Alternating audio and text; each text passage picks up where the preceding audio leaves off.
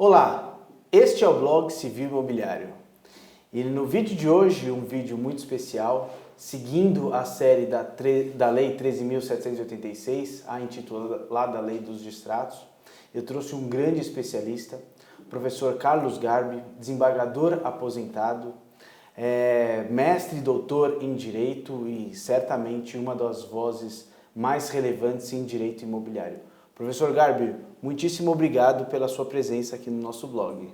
Eu que agradeço, Alexandre.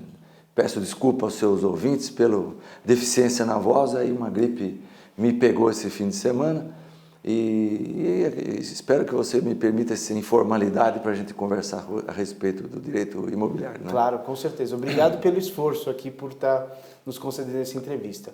Professor Garbi, a gente teve recentemente a aprovação da Lei 13.786, certamente uma das mais controversas aqui dos últimos anos. Essa lei tem gerado uma série de debates e é justamente essa a ideia de trazê-lo aqui para o blog, porque são temas muito complexos, né, e difícil de resolvê-los do ponto de vista doutrinário. Para início de conversa, eu acho que um dos pontos que chama a atenção diz respeito à cláusula de tolerância, né? Que já era uma cláusula que vinha sendo admitida nos contratos, mas agora o texto legal ele permite que exista justamente essa cláusula. Você pode explicar um pouquinho? Essa cláusula de tolerância, você lembrou bem, essa lei veio no momento em que o mercado imobiliário se retraiu muito, certo, por conta de duas crises sucessivas. Né? Nós tivemos uma crise de 2008, que é a famosa crise de subprime, que demorou um pouco, mas alcançou o Brasil também.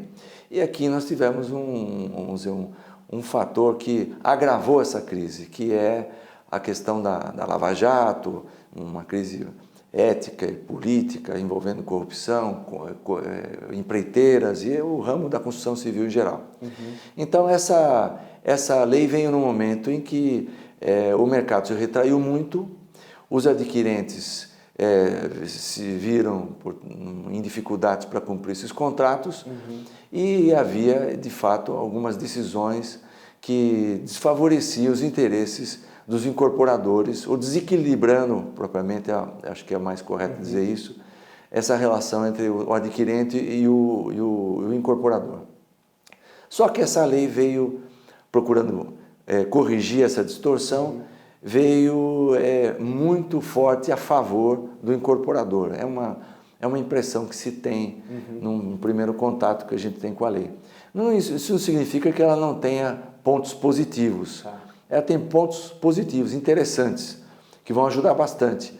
Mas foi uma oportunidade perdida para equilibrar melhor essa relação. Então, um desses pontos interessantes diz respeito a esse prazo de tolerância. Certo.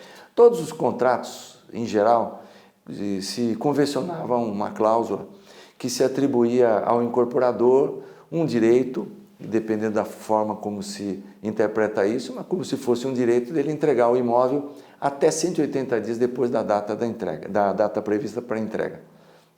Alguns adquirentes não aceitavam esse prazo, pediram resolução do contrato por inadimplemento do incorporador.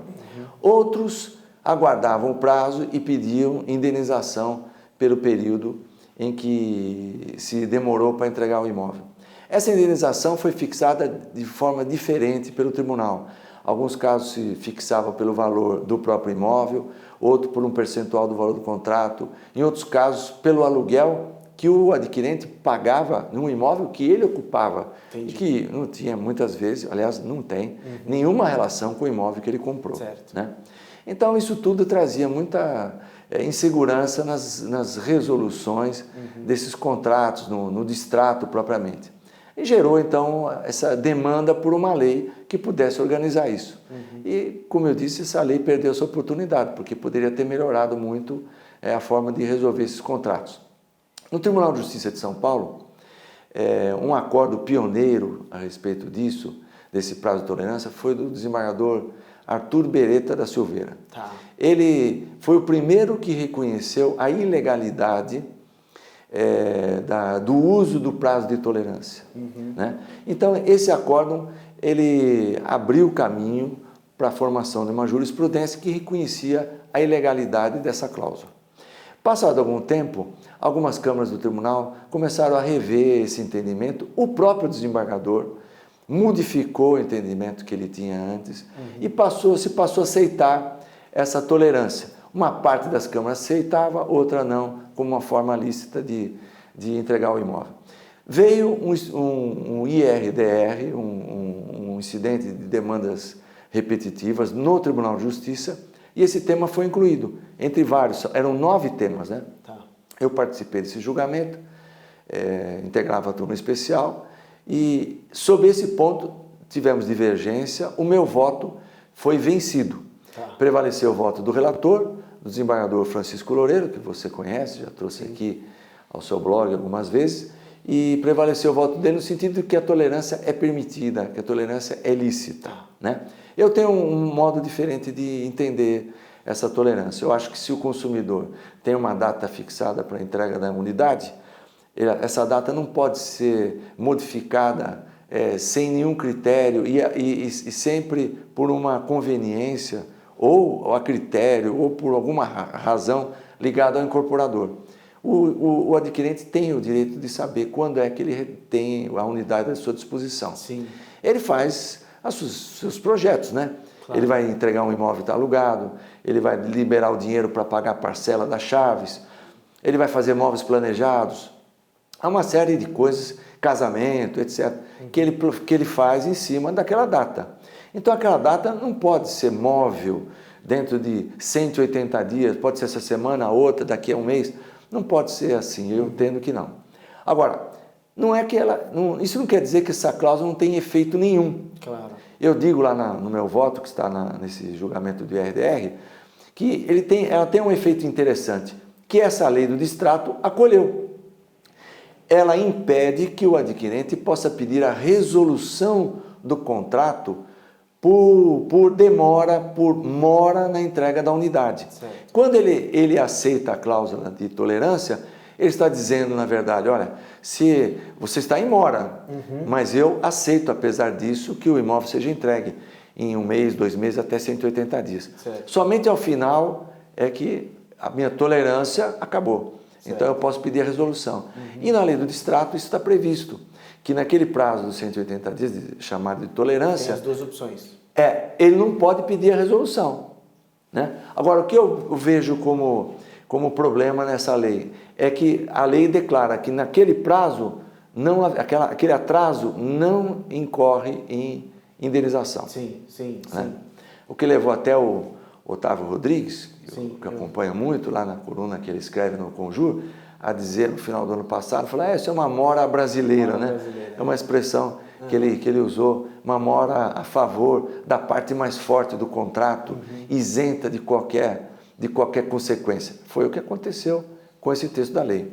Então, enquanto isso não for decidido, né, efetivamente, pelo Tribunal Superior, pelo STJ, eu acho que isso ainda vai trazer alguma consequência. Mas mesmo com o texto legal permitindo essa mora brasileira, ainda assim você acha que o STJ ele pode eventualmente verificar? Por quê? Porque eu penso isso, como você está dizendo.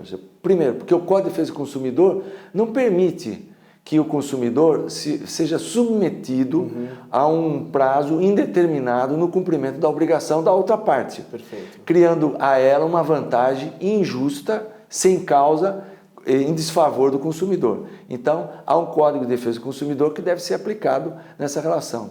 Depois, há um princípio que está no Código Civil, que é uma lei geral, que o devedor em mora tem que indenizar o prejuízo que causou ao credor. É o que acontece nesse caso. Quer dizer, essa cláusula não pode excluir a indenização, até porque ela reconhece, de certa forma, que a mora existe. Sim. Né? Quando diz, olha, ele pode entregar depois da data, você está dizendo, ele está fora da data.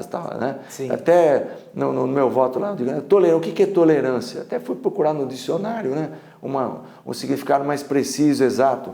O que é tolerância? Tolerância é você aceitar aquilo que não era devido que ocorresse, você aceita por sua conveniência. Sim. Então o adquirente aceita porque ele quer o imóvel, quer a unidade, mas que a outra parte está em mora, está. Claro, a respeito do prazo de tolerância, eu até em certa medida acredito que esse prazo considerando que numa incorporação imobiliária ela pode realmente demandar algumas questões que podem atrasar a obra, mas eu concordo também que não me parece razoável que, mesmo admitindo ou não prazo de tolerância, a incorporadora possa pura e simplesmente invocar esse prazo de tolerância sem justificar os motivos. Exatamente. Esse me parece um ponto que realmente a gente merece discussão, porque minha concepção pessoal é que a cláusula de tolerância, não obstante respeitáveis entendimentos como o do senhor e também do Otávio, talvez seja pela abusividade. Eu entendo que até poderia, mas me parece que realmente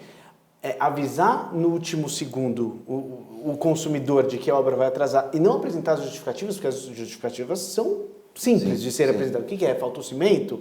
Falta de mão de obra? Então, realmente me preocupa a forma como a lei positivou isso, no sentido de não há necessidade de comprovação de motivos, né? E também não há um dever de informação. Quanto tempo antes você deve informar? 1 ano antes? 6 meses antes? E depois a gente tem que convir, né? Hoje, nos dias de hoje, uma incorporadora que está no mercado imobiliário, vendendo unidades por construir, ele tem todo o domínio do seu negócio, da construção. É fácil de prever um atraso e contar com isso. Não é possível aceitar que uma incorporadora faça um cálculo exato de cumprimento da obrigação. Não, o apartamento eu vou entregar no dia tal. Não cria para ele, dentro desse prazo, alguma tolerância para ele contar com aquilo que é natural dentro de uma construção. Atraso disso, falta da mão de obra, um período de chuvas, etc. É muito difícil, né? O que a gente tem visto, eu via lá no tribunal, é que se vendia esses apartamentos com 3 anos de antecedência. Faz o pré-lançamento. São 36 meses ainda, às vezes até mais, né? Até mais.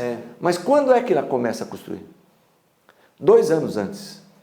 Então ela ganha ele vende há 3 anos atrás, durante 1 ano não faz nada, porque, evidente, tem custo de construção. Quanto mais curto for o período de construção, mais barata ela fica, né? Então, ele deixa para a última hora. Aí atrasa. Não pode jogar isso para cima do adquirente. Então, eu acho que esse é o problema, né? Professor Garbi, para essa primeira entrevista eu agradeço imensamente. Você passou por todo um histórico de como veio a discussão da cláusula da tolerância, como foi positivado.